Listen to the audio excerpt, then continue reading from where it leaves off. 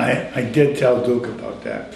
As far as family, which is kind of funny, is my mother was in the hospital for an operation, and she there for a couple of days, and my father came to see. He went to buy 1 dozen roses, and he got the roses, very nice roses, and he brought them up to the hospital room, and my mother was there in a private room, and he gave her the roses with the card, and my mother took the roses and she threw it back at him because it said to Mrs. Berry from Mr. Berry.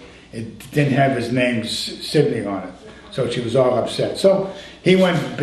My father was kind of a guy that when I tell you this is how he was like, he actually brought the roses back to the rose place.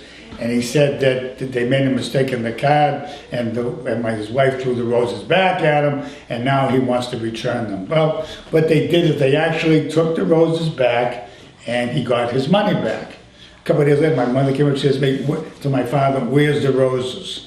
And he said he gave them back, and then she screamed at him again for another half hour.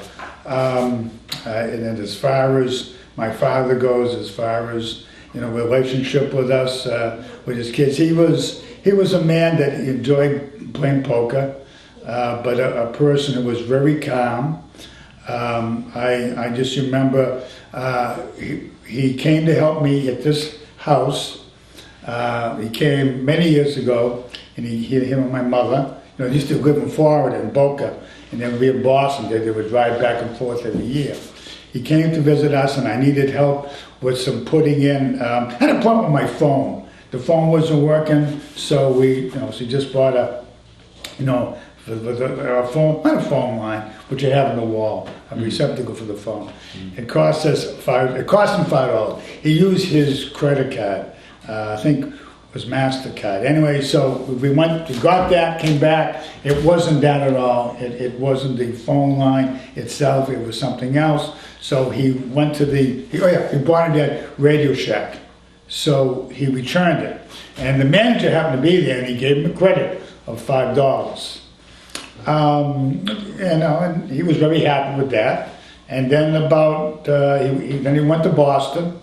Then he came back. And somehow he didn't get his mail. He kept his mail, in in Boca, so he didn't get the mail. Came back, and he was there, back in Boca in December, and he kept on getting that credit for $5 never went through. So they were charging my father $5 plus the late fee of $10 a month. So it accumulated to about $100-something, $120. So he comes back to visit me a year later, okay? It's $120, $130. He and I go to Radio Shack, and he brings in the bill for $130, and he sees the manager. The manager says to him, how come you didn't pay it? I said, I used a credit. So anyway, him and the manager went around the store for 20 minutes, and the Radio Shack, the way they do it, to buy something, they'll punch a card.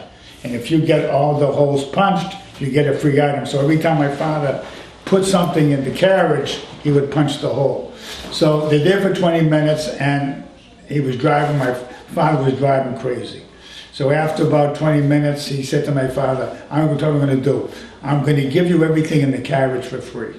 I'm going to give you the money right now in cash. I want to make sure you're happy and you sign a statement. My father said, good, I want to get this, I want to get the AA, I want the AAA and triple C, whatever it was. He kept on punching holes, and he just drove the guy crazy. Matter of fact, the manager said to my father, take the store. That's what he told me, take the store. Okay, so at the end of it, my father got everything in the basket, carriage free.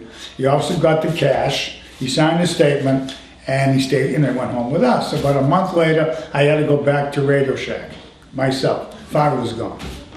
I go in the store, and the manager looks like he saw a ghost. He says to me, is he here? So I said no. And he looked so relieved, and that's my father. And as far as my grandmother goes, Grandma Ryder, that's my mother's mother, was the kindest, beautiful woman you've ever seen.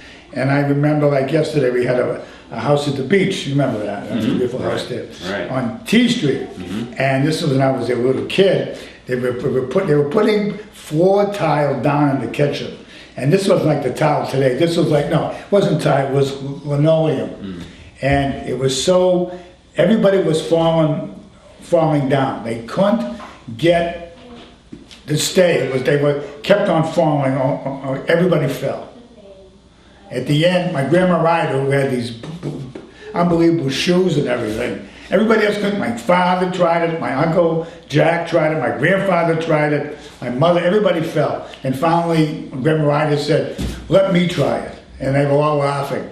She got the linoleum to stick, she didn't fall, and it was amazing. It's an unbelievable story. And of course, the thing I remember about her the most of all was her sister. She had 4 sisters, and they would always tell jokes in Yiddish, which is Jewish language, and I would always be in the room listening to them. No, excuse me, in English. It would be in English, but the punchline was in Yiddish. So I'm sitting there listening, and all of a sudden, boom, punchline's in Yiddish. And I would say, what did it mean? You must learn the Yiddish. So I never could know what the punchline was. And everybody knows that, a joke is no good unless you have the punchline, which I was never told what it was. And then as far as Alex, I think the thing which